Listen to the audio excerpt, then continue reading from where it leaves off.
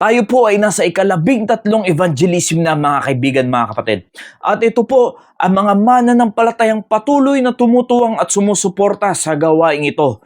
Mga kaibigan, mga kapatid, ang ating layunin lamang ay ipangaral ang salita ng Diyos, ang katotohanan patungkol sa kaligtasan ng tao. Salamat sa Panginoon at marami pa rin talagang mga mananampalatayang handang magsakripisyo dahil hindi naman natin alam kung ano talaga ang mga sitwasyon ng bawat pamilya na tumutuwang sa gawaing ito. Pwedeng maraming bayarin, maraming pinagkakagastusan, maraming pinoproblema sa buhay, maraming dalang bigatin, pero patuloy pa rin na gumagampan para sa gawain ng Panginoon. Kaya tayo ay nakaabot na sa ika-13 evangelism dahil sa biyaya ng Panginoon at kayo po ang isa sa ginawang instrumento ng Panginoon upang magpatuloy ang gawaing ito. Salamat po sa inyong mga buhay, salamat sa inyong sakripisyo, salamat sa inyong suporta. At namili na tayo at iniready na ang mga kakailanganin papuntang Ibaan, Batangas. At ito na po ang lahat ng resibo sa ating napamilyan at meron pong petsa dyan kung kailan nabili ang lahat ng yan.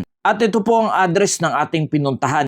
Sa biyaya ng Panginoon ay marami pong dumalo na mga bisita upang makapakinig ng salita ng Diyos patungkol sa kaligtasan. At pinangunahan tayo ni Pastor Vilmar, ngunit sa hindi inaasahang pagkakataon, ang ating mic ay hindi gumana, kaya't hindi natin mapaparinig ang buong preaching doon sa nangyaring event. Pero sa biyaya ng Panginoon, ito po ang lahat ng mga kaluluwa na nakapakinig ng salita ng Diyos patungkol sa kaligtasan, at sila rin po yung mga nakatanggap ng groceries at Biblia na ating ipinamimigay. At sa biyaya ng Panginoon ay may mga bumalik nung Sunday. Alam nyo mga kaibigan, mga kapatid, ito po yung kagalakan na hindi kayang tumbasan o bayaran ng salapi o ng kahit na ano pa mangyaman ng material na bagay sa mundong ito.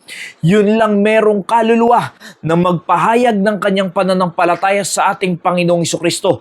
Yan dapat ang maging tunay na kagalakan natin bilang mga Kristiyano, bilang mga mananampalataya ng Panginoong Jesucristo, na merong mga tao na dapat sana'y mapupunta ng impyerno.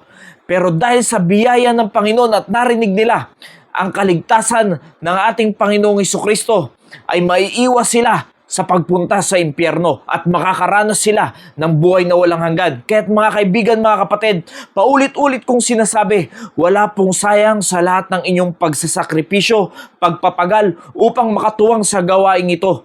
Dahil nakikita nyo po mga kaibigan, mga kapatid, maraming buhay ang nababago. Marami sanang mga pamilyang nasisira na pero pwede pang maayos dahil nakakapakinig sila ng salita ng Diyos. Lalong-lalo pa ang kaligtasan na kanilang matatanggap sa ating Panginoong Jesucristo.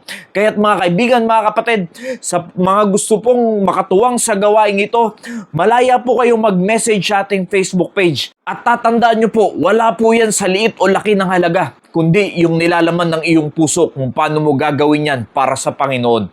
Nawa naging pagpapala po ang mensaheng ito. Maraming salamat po and God bless you all.